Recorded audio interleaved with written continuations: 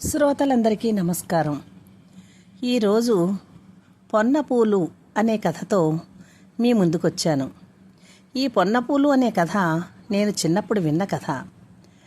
ఇది మీ అందరితోనూ పంచుకోవాలని మీ ముందుకు ఈ కథతో వచ్చాను. మరి కథలోకి వచ్చేద్దామా?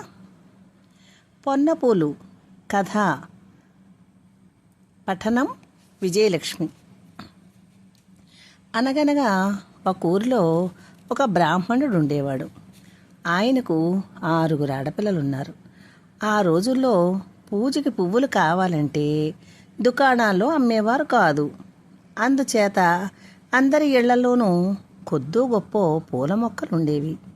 వినాయక చవితికి అట్ల తద్దికి ఎక్కువ పువ్వులతో పూజ చెయ్యాలని పిల్లలు పోటీ పడుతూ ఉండేవారు.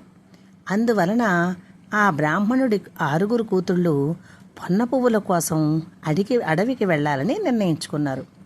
పొన్న పూలతో గౌరీదేవికి పూజ చేస్తే తమకు మంచి భర్తలు వస్తారని భావించి ఎవ్వరికీ చెప్పకుండా 6 అక్కా చెల్లెళ్ళు అడవిలోకి వెళ్ళారు. అయితే ఆఖరి చెల్లెలు 5 సంవత్సరాల పిల్ల కావడంతో ఆ అమ్మాయిని తీసుకెళ్ళకపోదామని అక్కలు అనుకున్నారు. కానీ అక్కలెక్కడికో వెళుతున్నారని తెలుసుకున్న ఆ చిట్టి చెల్లెలు తాను వస్తానని పేచీ పట్టింది. దాంతో తీసుకెళ్ళక తప్పలేదు అక్కలకు. అలా అడవిలోకి వెళ్ళి పువ్వులు కోస్తూ బాగా దట్టమైన ప్రదేశంలోకి వచ్చేశారు. ఈలోపు ఒక పెద్ద పులి గాండ్రింపు వినిపించింది దగ్గరలో. దాంతో అక్క చెల్లెళ్ళందరూ పారిపోయారు.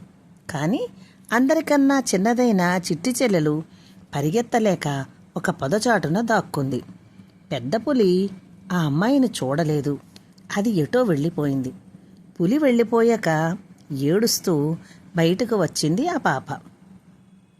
అదే సమయంలో అటుగా వెళుతున్న ఒక బిచ్చగాడు ఆ పాపను చేరదీసి తన ఇంటికి తీసుకువెళ్ళి పెంచాడు.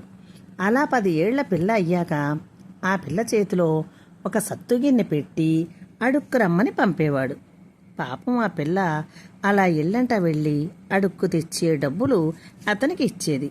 అలా తిరుగుతూ ఆ పెంచిన బిచ్చగాడితో తన ఊరు వచ్చింది. కానీ ఆ పిల్లకు అది తమ ఊరని కానీ ఏది అమ్మాయికి గుర్తులేదు. అలా అన్ని ఇళ్ళు తిరుగుతూ తమ ఇంటి వద్దకు వచ్చింది. ఆ పిల్ల అడుక్కోవడానికి వెళ్ళినప్పుడల్లా తను ఎలా తప్పిపోయిందనే విషయం పాట రూపంలో పాడేది.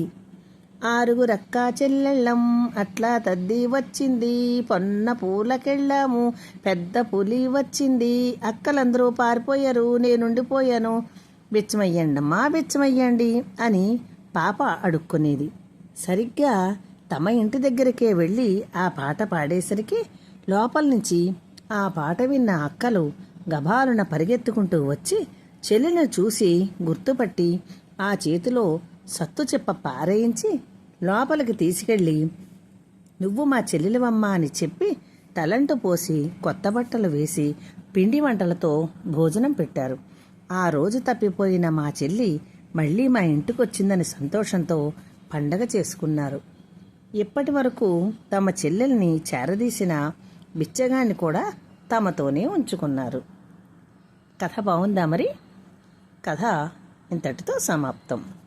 నా కథ నచ్చితే నా ఛానల్ సబ్స్క్రైబ్ చేసుకొని లైక్ చేసి షేర్ చేసి కామెంట్ చేసి నన్ను ప్రోత్సహించాలని మరికొంత ముందుకు నడిపించమని ప్రార్థన.